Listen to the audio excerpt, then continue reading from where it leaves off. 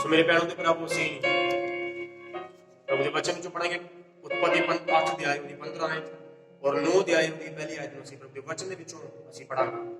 तब परमेश्वर ने नूह से कहा, फिर परमेश्वर ने नूह और उसके पुत्रों को आशीष दी और उनसे कहा कि फूलो फलो और बढ़ो और पृथ्वी में बढ़ जाओ। हालेलुया।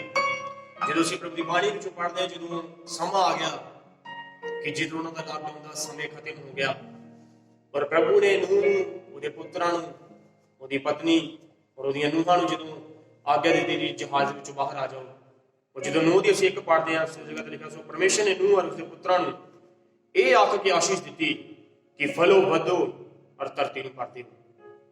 ਸੋ ਮੇਰੇ ਪ੍ਰਿਯੋ ਭੈਣੋ ਤੇ ਭਰਾਵੋ, ਮੈਂ ਤੁਹਾਨੂੰ ਦੱਸਣਾ ਚਾਹੁੰਦਾ ਹਾਂ ਕਿ ਜਿੰਨਾ ਸਮਾਂ ਉਹਨਾਂ ਨੇ ਲਾਕਡਾਊਨ ਦੇ ਵਿੱਚ ਬਿਤਾਇਆ, ਉਹਨਾਂ ਨੇ ਪ੍ਰਭੂ ਦੀ ਆਗਿਆ ਦੇ ਅਨੁਸਾਰ ਉਸ ਸਮੇਂ ਉਸ ਜਹਾਜ਼ ਵਿੱਚ ਬੰਦ ਰਹੇ, ਕਿੰਨੀਆਂ ਮੁਸ਼ਕਲਾਂ ਦਾ ਸਾਹਮਣਾ ਕੀਤਾ, ਕਿੰਨੀਆਂ ਪਰੇਸ਼ਾਨੀਆਂ ਦਾ ਸਾਹਮਣਾ ਕੀਤਾ।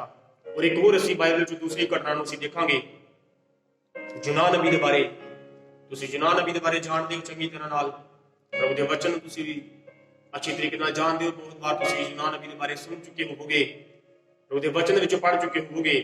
ਸੋ ਅਸੀਂ ਪੜਾਂਗੇ ਯੂਨਾਹ ਨਬੀ ਦੀ किताब ਉਹਦਾ 1 ਅਧਿਆਇ ਉਹਦੀ 1 ਆਇਤ। यहोवा का ये वचन अतिमय के पुत्र योनाह के पास पहुंचा। हालेलुया।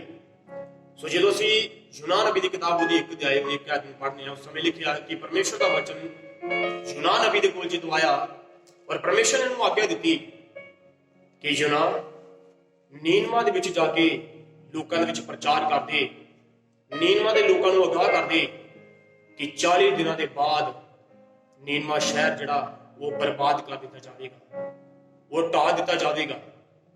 ਪਰ ਯੂਨਾਹ ਨਬੀ ਨੇ ਕੀ ਕੀਤਾ? ਪ੍ਰਭੂ ਦੇ ਵਚਨ ਨੂੰ ਸੁਣਿਆ, ਪ੍ਰਭੂ ਦੇ ਵਚਨ ਨੂੰ ਲਿਆ, ਲੇਕਿਨ ਨੀਨਵਾ ਦੇ ਵਿੱਚ ਨਹੀਂ ਗਿਆ, ਬਲਕਿ ਤਰਸੀਸ ਨੂੰ ਚਲਾ ਗਿਆ, ਤਰਸੀਸ ਨੂੰ ਜਾਣਾ ਪਸੰਦ ਕੀਤਾ। ਔਰ ਜਦ ਕਿ ਤਰਸੀਸ ਦਾ ਜਿਹੜਾ ਪੈਂਡਾ ਸੀਗਾ, ਤਰਸੀਸ ਦਾ ਜਿਹੜਾ ਸਫ਼ਰ ਸੀਗਾ, ਉਹ ਨੀਨਵਾ ਨਾਲੋਂ ਬਹੁਤ ਜ਼ਿਆਦਾ ਸੀਗਾ, ਲੇਕਿਨ ਫਿਰ ਵੀ ਉਹਨੇ ਨੀਨਵਾ ਵਿੱਚ ਜਾਣਾ ਪਸੰਦ ਨਹੀਂ ਕੀਤਾ, ਉਹ ਤਰਸੀਸ ਨੂੰ ਚਲਾ ਗਿਆ। ਔਰ ਜਦੋਂ ਅਸੀਂ ਇਹਦੀ 1 ਦੀ 17 ਨੂੰ ਪੜ੍ਹਦੇ ਹਾਂ, ਯੂਨਾਹ 1 ਦੀ 17 ਨੂੰ, यहोवा ने एक बड़ा सा मच्छ ठहराया था कि जोना को निगल ले, और जोना उस महामच्छ के पेट में 3 दिन और 3 रात पड़ा रहा। हालेलुया। और होया कि ਜਦੋਂ ਉਸਨੇ ਪਰਮੇਸ਼ਰ ਦੀ ਆਗਿਆ ਦਾ ਉਲੰਘਣ ਕੀਤਾ, ਜਦੋਂ ਉਸਨੇ ਪਰਮੇਸ਼ਰ ਦੇ ਹੁਕਮ ਦਾ ਉਲੰਘਣ ਕੀਤਾ ਔਰ ਜਿੱਥੇ ਪ੍ਰਭੂ ਨੇ ਕਿਹਾ ਉੱਥੇ ਨਹੀਂ ਗਿਆ, ਦੂਸਰੀ ਸਾਈਡ ਜਦੋਂ ਜਾਣਾ ਸ਼ੁਰੂ ਕਰ ਦਿੱਤਾ, ਔਰ ਉਸ ਸਮੇਂ ਲਿਖਿਆ ਕਿ ਉਸ ਜਹਾਜ਼ ਦੇ ਵਿੱਚ ਬਹੁਤ ਜ਼ਿਆਦਾ ਤੂਫਾਨ ਆਇਆ। ਔਰ ਇਸ ਕਹਾਣੀ ਦੇ ਬਾਰੇ ਤੁਸੀਂ ਬਹੁਤ ਅੱਛੀ ਤਰ੍ਹਾਂ ਨਾਲ ਤੁਸੀਂ ਜਾਣਦੇ ਹੋ ਕਿ ਤੂਫਾਨ ਆਉਣ ਤੋਂ ਬਾਅਦ ਜਦੋਂ ਯੂਨਾਹ ਉਹਨਾਂ ਨੇ ਗੁਨੇ ਪਾਏ ਔਰ ਉਹਦੇ ਵਿੱਚ ਜਦੋਂ ਯੂਨਾਹ ਦਾ ਨਾਂ ਨਿਕਲਿਆ ਔਰ ਯੂਨਾਹ ਨੇ ਉਹਨਾਂ ਨੂੰ ਆਖਿਆ ਕਿ ਤੁਸੀਂ ਮੈਨੂੰ ਸਮੁੰਦਰ ਦੇ ਵਿੱਚ ਸੁੱਟ ਦਿਓ ਤਾਂ ਜੋ ਇਹ ਤੂਫਾਨ ਜਿਹੜਾ ਸ਼ਾਂਤ ਹੋ ਜਾਏਗਾ, ਕਿਉਂਕਿ ਉਹ ਜਾਣਦਾ ਸੀ ਕਿ ਮੈਂ ਪ੍ਰਭੂ ਦੇ ਅੱਗੇ ਨੱਠਾ, ਮੈਂ ਪ੍ਰਭੂ ਦੇ ਹੁਕਮ ਦਾ ਉਲੰਘਣ ਕੀਤਾ ਹੈ।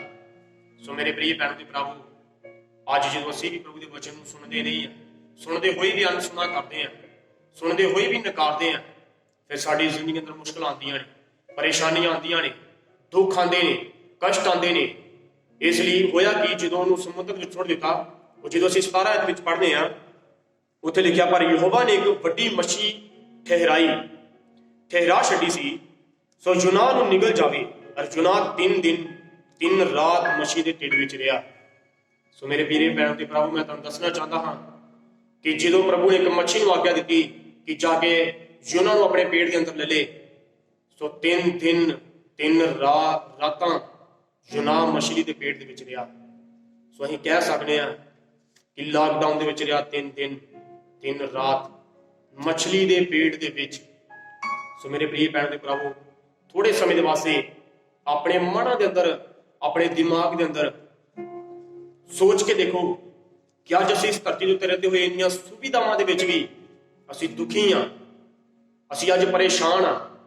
ਪਰ ਉਸ ਇਨਸਾਨ ਦੇ ਵੱਲ ਝਾਤੀ ਮਾਰੋ ਜਿਹੜਾ 3 ਦਿਨ 3 ਰਾਤ ਮੱਛੀ ਦੇ ਪੇਟ ਦੇ ਵਿੱਚ ਰਿਹਾ, ਇੱਕ ਜਾਨਵਰ ਦੇ ਪੇਟ ਦੇ ਵਿੱਚ ਰਿਹਾ, ਔਰ ਉਹਦਾ ਕੀ ਹਾਲ ਹੋਏਗਾ? ਉਹਨੇ ਕਿਸ ਤਰ੍ਹਾਂ 3 ਦਿਨ 3 ਰਾਤਾਂ ਉਸਦੇ ਪੇਟ ਦੇ ਵਿੱਚ ਕੱਟੀਆਂ ਹੋਣਗੀਆਂ।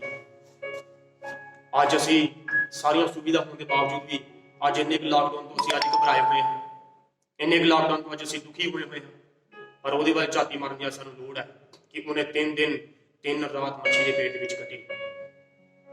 ਸੋ ਉਹਦੇ ਵਾਸਤੇ ਕਿੱਡਾ ਵੱਡਾ ਲਾਕਡਾਊਨ ਸੀਗਾ ਇਹ।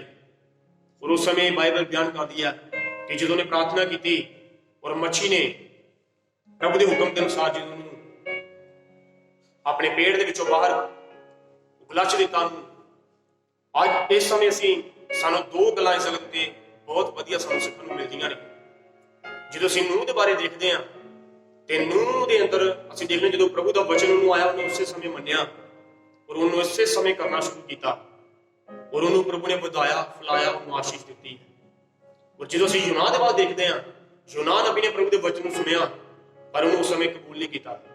ਔਰ ਇੱਕ ਅਸੀਂ ਹੋਰ ਘਟਨਾ ਨੂੰ ਦੇਖਦੇ ਹਾਂ ਕਿ ਨੂਹ ਦੇ ਸਮੇਂ ਦੇ ਵਿੱਚ ਪ੍ਰਚਾਰ ਕੀਤਾ ਗਿਆ, ਲੋਕਾਂ ਨੂੰ ਅਗਾਹ ਕੀਤਾ ਗਿਆ, ਪਰ ਲੋਕਾਂ ਨੇ ਉਸਦੇ ਵਚਨ ਦੀ ਪ੍ਰਤੀਤ ਨਹੀਂ ਕੀਤੀ, ਉਸ ਵਚਨ ਨੂੰ ਨਕਾਰਿਆ।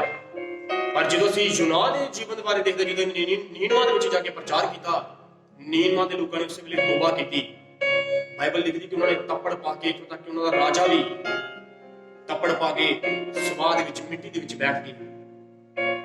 ਦੋਨਾਂ ਘਟਨਾ ਦੇ ਬਾਰੇ ਅਸੀਂ ਦੇਖਦੇ ਹਾਂ, ਉਹਨਾਂ ਨੇ ਪ੍ਰਤੀਤ ਨਹੀਂ ਕੀਤੀ। ਨੂਹ ਉਹਦਾ ਪਰਿਵਾਰ ਬਚਾਇਆ ਗਿਆ, ਬਾਕੀ ਸਾਰੀ ਦੁਨੀਆ ਨਾਸ਼ ਕੀਤੀ ਗਈ। ਔਰ ਇਸ ਜਗਤ ਉੱਤੇ ਯੂਨਾਹ ਨਠਿਆ ਔਰ ਦੁੱਖ ਸਿਆ, ਕਸ਼ਟ ਸੇ 3 ਦਿਨ 3 ਰਾਤ ਮੱਛੀ ਦੇ ਪੇਟ ਦੇ ਵਿੱਚ ਰਹਿਣਾ ਪਿਆ। ਔਰ ਜਦੋਂ ਨੀਨਵਾ ਵਿੱਚ ਪ੍ਰਚਾਰ ਕੀਤਾ ਗਿਆ, ਲੋਕਾਂ ਨੇ ਉਸੇ ਵੇਲੇ ਪ੍ਰਤੀਤ ਕੀਤੀ ਔਰ ਪ੍ਰਭੂ ਨੇ ਉਹਨਾਂ ਦੇ ਉੱਤੇ ਆਪਣੀ ਦਇਆ ਕੀਤੀ। ਸੋ ਇਸ ਤੋਂ ਸਾਨੂੰ ਸਿੱਖਣ ਨੂੰ ਕੀ ਮਿਲਦਾ ਹੈ ਮੇਰੇ ਪ੍ਰਿਯ ਭੈਣਾਂ ਦੀ ਭਰਾਵੋ, ਮੈਂ ਤੁਹਾਨੂੰ ਦੱਸਣਾ ਚਾਹੁੰਦਾ ਕਿ ਇਸ ਤੋਂ ਸਾਨੂੰ ਸਿੱਖਣ ਨੂੰ ਮਿਲਦਾ ਕਿ ਜਦੋਂ ਵੀ ਪ੍ਰਭੂ ਦਾ ਵਚਨ ਸਾਨੂੰ ਮਿਲਦਾ ਹੈ, ਚਾਹੇ ਅਸੀਂ ਅੱਜ ਫੋਨ ਦੇ ਦੁਆਰਾ ਸੁਣ ਰਹੇ ਹਾਂ, ਚਾਹੇ ਅਸੀਂ ਚਰਚ ਵਿੱਚ ਜਾ ਕੇ ਸੁਣ ਰਹੇ ਹਾਂ, ਸਾਨੂੰ ਉਸੇ ਸਮੇਂ ਉਸ ਵਚਨ ਨੂੰ ਆਪਣੀ ਜ਼ਿੰਦਗੀ ਦੇ ਅੰਦਰ ਗ੍ਰਹਿਣ ਕਰਨ ਦੀ ਜ਼ਰੂਰਤ ਹੈ। ਉਸ ਵਚਨ ਨੂੰ ਆਪਣੇ ਹਿਰਦੇ ਦੇ ਵਿੱਚ ਲੈਣ ਦੀ ਜ਼ਰੂਰਤ ਹੈ ਔਰ ਉਸ ਵਚਨ ਦੇ ਅਨੁਸਾਰ ਸਾਨੂੰ ਚੱਲਣ ਦੀ ਜ਼ਰੂਰਤ ਹੈ। ਜਿਸ ਤਰ੍ਹਾਂ ਨੂਹ ਚੱਲਿਆ ਔਰ ਪ੍ਰਭੂ ਦੀ ਕੋਲੋਂ ਆਸ਼ੀਸ਼ਾਂ ਨੂੰ, ਪ੍ਰਭੂ ਦੀ ਕੋਲੋਂ ਬਰਕਤਾਂ ਨੂੰ ਪਾਇਆ। ਔਰ ਮੇਰੇ ਪ੍ਰਿਯ ਭੈਣਾਂ ਤੇ ਭਰਾਵੋ, ਮੈਂ ਤੁਹਾਨੂੰ ਪ੍ਰਭੂ ਦੇ ਵਚਨ ਦੇ ਦੁਆਰਾ ਉਤਸ਼ਾਹਿਤ ਕਰਨਾ ਚਾਹੁੰਦਾ ਇਸ ਸਮੇਂ ਕਿ ਜਦ ਤੁਸੀਂ ਅੱਜ ਜਿਸ ਲਾਕਡਾਊਨ ਦੇ ਵਿੱਚ ਤੁਸੀਂ ਰਹਿ ਰਹੇ ਹੋ, ਜਿਸ ਲਾਕਡਾਊਨ ਦੇ ਵਿੱਚ ਅੱਜ ਤੁਸੀਂ ਚੱਲ ਰਹੇ ਹੋ, ਜਦੋਂ ਇਹ ਲਾਕਡਾਊਨ ਖਤਮ ਹੋਏਗਾ, ਜਦੋਂ ਤੁਸੀਂ ਇਸ ਲਾਕਡਾਊਨ ਦੇ ਵਿੱਚੋਂ ਬਾਹਰ ਆਓਗੇ, ਮੈਂ ਤੁਹਾਨੂੰ ਅੱਜ ਵਚਨ ਦੇ ਦੁਆਰਾ ਉਤਸ਼ਾਹਿਤ ਕਰਨਾ ਚਾਹੁੰਦਾ ਕਿ ਤੁਸੀਂ ਬੜੀ ਵੱਡੀ ਆਸ਼ੀਸ਼ ਦੇ ਨਾਲ ਬਾਹਰ ਆਓਗੇ। ਤੁਹਾਡੇ ਕੰਮਕਾਰ ਜੋ ਅੱਜ ਸਮੇਂ ਬੰਦ ਨੇ, ਪ੍ਰਭੂ ਉਹਨਾਂ ਨੂੰ ਬਲੈਸ ਕਰਨ ਲਈ ਜਾ ਰਹੇ ਨੇ, ਪ੍ਰਭੂ ਉਹਨਾਂ ਨੂੰ ਆਸ਼ੀਸ਼ ਕਰਨ ਲਈ ਜਾ ਰਹੇ ਨੇ, ਪ੍ਰਭੂ ਤੁਹਾਨੂੰ ਬਹੁਤ ਵੱਡੀਆਂ ਤਰੱਕੀਆਂ ਤੇ ਲੈ ਕੇ ਜਾ ਰਹੇ ਨੇ। ਜਦੋਂ ਪਰ ਉਦੋਂ ਲੈ ਕੇ ਜਾਣਗੇ ਜੇ ਅੱਜ ਤੁਸੀਂ ਇਸ ਲਾਕਡਾਊਨ ਦੇ ਵਿੱਚ ਰਹਿ ਕੇ ਪ੍ਰਭੂ ਦੇ ਹੁਕਮਾਂ ਨੂੰ ਪੂਰਾ ਕਰ ਰਹੇ ਹੋ, ਜੇ ਪ੍ਰਭੂ ਦੀ ਇੱਛਾ ਨੂੰ ਪੂਰਾ ਕਰ ਰਹੇ ਹੋ, ਜੇ ਪ੍ਰਭੂ ਦੀ ਮਰਜ਼ੀ ਦੇ ਅਨੁਸਾਰ ਤੁਸੀਂ ਅੱਜ ਚੱਲ ਰਹੇ ਹੋ। ਤੇ ਸਮਾਂ ਆ ਰਿਹਾ ਜਦੋਂ ਲਾਕਡਾਊਨ ਖਤਮ ਹੋਏਗਾ, ਨੂਹ ਦੀ ਤਰ੍ਹਾਂ ਜਦੋਂ ਅਸੀਂ ਪ੍ਰਭੂ ਦੇ ਵਚਨ ਵਿੱਚ ਦੇਖਦੇ ਹਾਂ, ਨੂਹ ਪ੍ਰਭੂ ਨੇ ਇਹਨੂੰ ਆਖਿਆ ਜਾਓ, ਵਧੋ, ਫਲੋ ਤੇ ਧਰਤੀ ਨੂੰ ਭਰ ਦਿਓ। ਅੱਜ ਮੈਂ ਵੀ ਤੁਹਾਨੂੰ ਪ੍ਰਭੂ ਦੇ ਵਚਨ ਦੁਆਰਾ ਉਤਸ਼ਾਹਿਤ ਕਰਨਾ ਚਾਹੁੰਦਾ ਹਾਂ ਕਿ ਜਦ ਤੁਸੀਂ ਇਸ ਲਾਕਡਾਊਨ ਦੇ ਵਿੱਚੋਂ ਬਾਹਰ ਆਓਗੇ, ਤੁਹਾਡਾ ਆਤਮਿਕ ਲੈਵਲ ਵਧੇਗਾ। ਪਰ ਵਧੇਗਾ ਤਾਂ ਜੇ ਅੱਜ ਤੁਸੀਂ ਆਪਣੇ ਘਰਾਂ ਦੇ ਵਿੱਚ ਰਹਿ ਕੇ ਸੰਪੂਰਨ ਤਰੀਕੇ ਨਾਲ ਭਗਤੀ ਤੁਸੀਂ ਕਰ ਰਹੇ ਹੋ, ਜਦ ਆਪਣਾ ਸਮੇਂ ਤੁਸੀਂ ਪ੍ਰਭੂ ਦੇ ਨਾਲ ਬਿਤਾ ਰਹੇ ਹੋ। ਇਸੇ ਕਰਕੇ ਮੈਂ ਤੁਹਾਨੂੰ ਕਿਹਾ ਹੈ ਕਿ ਜ਼ਰੂਰੀ ਨਹੀਂ ਹੈ ਕਿ ਚਰਚ ਵਿੱਚ ਜਾ ਕੇ ਭਗਤੀ ਕੀਤੀ ਜਾਵੇ, ਆਪਣੇ ਘਰਾਂ ਨੂੰ ਚਰਚ ਬਣਾ ਦਿਓ, ਕਿਉਂਕਿ ਪ੍ਰਭੂ ਦੀ ਹੈਕਲ ਤੁਹਾਡਾ ਮਨ ਹੈ, ਪ੍ਰਭੂ ਤੁਹਾਡੇ ਹਿਰਦੇ ਦੇ ਅੰਦਰ ਹੈ, ਪ੍ਰਭੂ ਤੁਹਾਡੇ ਮਨ ਦੇ ਅੰਦਰ ਹੈ। ਇਸ ਲਈ ਆਪਣੇ ਘਰ ਦੇ ਵਿੱਚ ਰਹਿ ਕੇ ਜ਼ਿਆਦਾ ਸਮਾਂ, ਇਹ ਸਮਾਂ ਆ, ਇਹ ਮਤ ਸੋਚੋ ਕਿ ਜੇ ਲਾਕਡਾਊਨ ਹੋਇਆ ਇਹ ਸੰਸਾਰਿਕ ਕੰਮਾਂ ਦੇ ਕਰਕੇ ਅੱਜ ਅਸੀਂ ਆਪਣੇ ਘਰਾਂ ਵਿੱਚ ਬੈਠੇ ਹੋਏ ਹਾਂ, ਸਾਡੇ ਸੰਸਾਰਿਕ ਕੰਮ ਬੰਦ ਨੇ, ਬਲਕਿ ਇਹ ਸਮਾਂ ਆ ਕਿ ਅਸੀਂ ਆਤਮਿਕ ਜੀਵਨ ਦੇ ਵਿੱਚ ਵਧੀਏ, ਆਤਮਿਕਤਾ ਦੇ ਵਿੱਚ ਵਧੀਏ, ਆਤਮਿਕ ਲੈਵਲ ਦੇ ਵਿੱਚ ਵਧੀਏ। ਜਦੋਂ ਅਸੀਂ ਆਤਮਿਕਤਾ ਦੇ ਵਿੱਚ ਵਧਾਂਗੇ, ਔਰ ਮੈਂ ਤੁਹਾਨੂੰ ਪ੍ਰਭੂ ਦੇ ਵਚਨ ਦੁਆਰਾ ਫਿਰ ਤੋਂ ਉਤਸ਼ਾਹਿਤ ਕਰਨਾ ਚਾਹੁੰਦਾ, ਜਦੋਂ ਤੁਸੀਂ ਲਾਕਡਾਊਨ ਦੇ ਵਿੱਚ ਬਾਹਰ ਆਓਗੇ, ਤੁਸੀਂ ਪ੍ਰਭੂ ਦੀਆਂ ਵੱਡੀਆਂ ਆਸ਼ੀਸ਼ਾਂ ਨੂੰ, ਵੱਡੀਆਂ ਬਰਕਤਾਂ ਨੂੰ ਦੇਖੋਗੇ। ਸੋ ਇੰਨਾ ਕਹਿੰਦਾ ਹੋਏ ਪ੍ਰਭੂ ਤੁਹਾਨੂੰ ਇਹਨਾਂ ਵਚਨਾਂ ਤੋਂ ਆਸ਼ੀਸ਼ ਦੇਣ, ਬਰਕਤ ਦੇਣ। ਪ੍ਰਭੂ ਯਿਸੂ ਮਸੀਹ ਦੇ ਨਾਮ ਦੇ ਵਿੱਚ ਤੁਹਾਨੂੰ ਸਾਰਿਆਂ ਨੂੰ ਇੱਕ ਵਾਰ